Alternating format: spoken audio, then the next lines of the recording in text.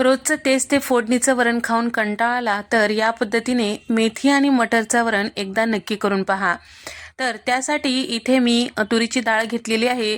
तर रेग्युलर आपली भाजीची आमटीची जी वाटी राहते ते वाटी सपाट वाटी इतकं तुरीची डाळ स्वच्छ धुवून घेतलेली आहे आणि 3 मूठ इतकं मेथीची भाजी इथे मी स्वच्छ निवडून त्यानंतर धुवून बारीक चिरून घेतलेली आहे आणि त्याचबरोबर इथे मी वाटीभर इतकं मटार टाकून घेतलेलं आहे। कोथिंबीर, हिरवी मिरची आणि 2 मध्यम आकाराचे टोमॅटो बारीक चिरून यामध्ये टाकलेला आहे।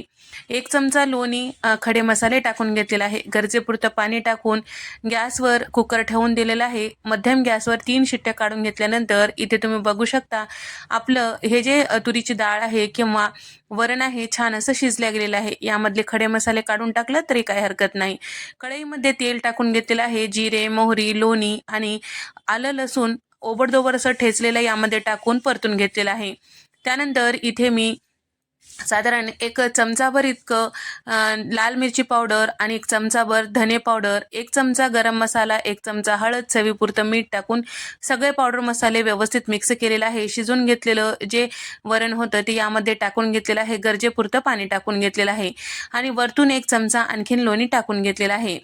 1-2 मिनिटं शिजून घेतलं की चमचमीत असं आपलं मेथी मटर वरण तयार झालेलं आहे। एकदा या पद्धतीने नक्की करून पहा। व्हिडिओ आवडल्यास व्हिडिओला लाईक करा, शेअर करा, सबस्क्राईब करा।